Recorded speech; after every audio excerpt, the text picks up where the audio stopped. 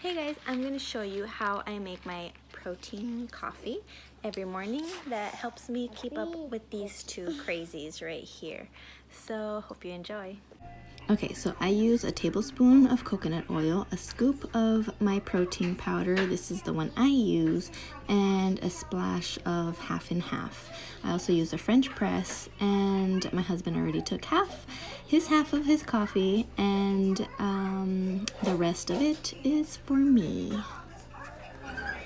Okay, so I pour my hot coffee into my love mug, and a splash of half and half, as well as my scoop of protein powder straight into my mug, a tablespoon of coconut oil. Make sure the coffee is hot so it could all melt in together, and with a frother I just froth it all up, or I can use a blender, but I had this one handy, so that's what I use today.